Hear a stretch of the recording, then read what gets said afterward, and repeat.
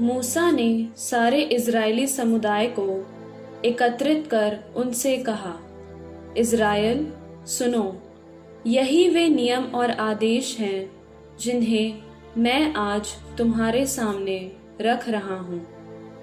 इन्हें सीखो और इनका सावधानी से पालन करो।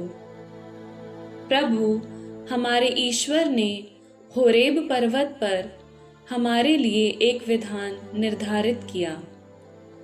प्रभु ने हमारे पूर्वजों के लिए ये विधान निर्धारित नहीं किया था, बल्कि हमारे लिए जो आज यहाँ उपस्थित हैं। उस पर्वत पर प्रभु ने अग्नि में से तुम्हारे सामने तुमसे बातें की थी।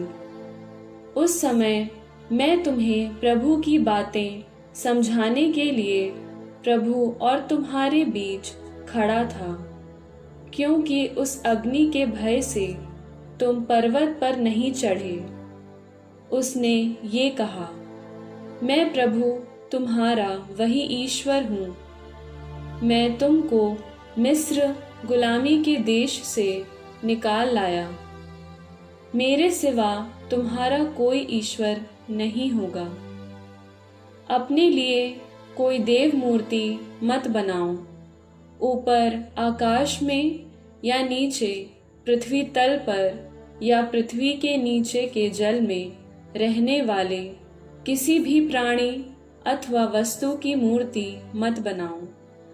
उन मूर्तियों को दंडवत करके उनकी पूजा मत करो, क्योंकि मैं प्रभु तुम्हारा ईश्वर ऐसी बातें सहन नहीं करता।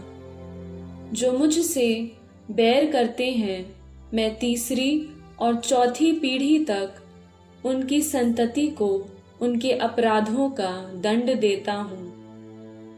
जो मुझे प्यार करते हैं और मेरी आज्ञाओं का पालन करते हैं, मैं 1000 पीढ़ियों तक उन पर दया करता हूँ। प्रभु अपने ईश्वर का नाम व्यर्थ मत लो, क्योंकि जो व्यर्थी प्रभु का नाम लेता है, प्रभु उसे अवश्य दंडित करेगा। विश्राम दिवस के नियम का पालन करो और उसे पवित्र रखो, जैसा कि तुम्हारे प्रभु ईश्वर ने तुम्हें आदेश दिया है। तुम 6 दिन परिश्रम करते हुए अपना सारा काम काज करो, किंतु 7वां दिन तुम्हारे प्रभु ईश्वर के सम्मान का विश्राम दिवस है।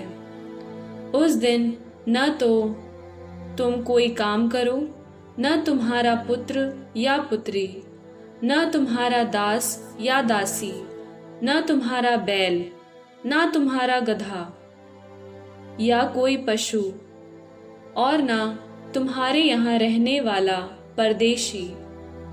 इस प्रकार तुम्हारा दास और तुम्हारी दासी तुम्हारी तरह विश्राम कर सकेंगे।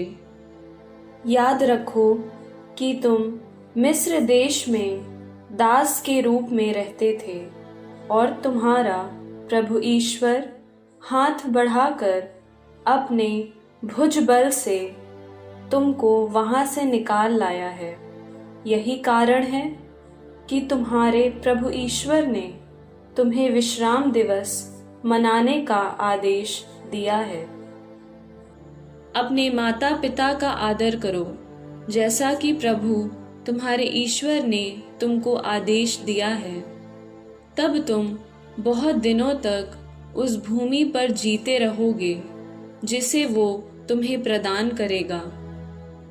हत्या मत करो, व्यभिचार मत करो, चोरी मत करो, अपने पड़ोसी के विरुद्ध झूठी गवाही मत दो, अपने पड़ोसी की पत्नी का लालच मत करो, अपने पड़ोसी के घर, उसके खेत, उसके दास, उसकी दासी, उसके बैल, उसके गधे और उसकी किसी भी अन्य चीज का लालच मत करो।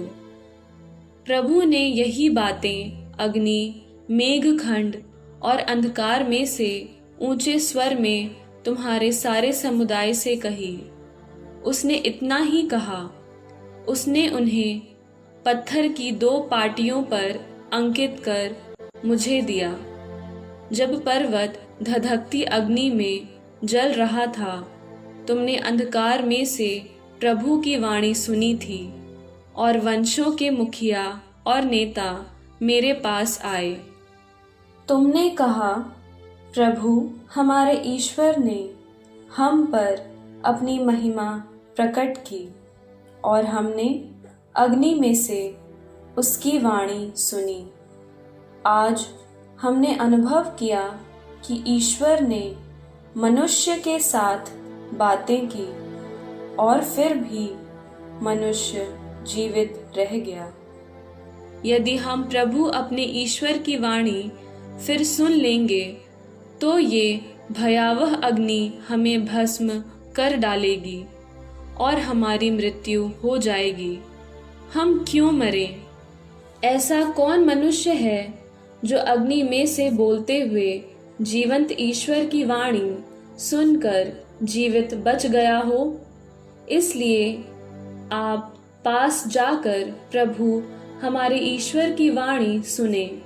इसके बाद आप सब कुछ बता दें जो प्रभु हमारा ईश्वर आपसे कहेगा, और हम सुनकर उसका पालन करेंगे।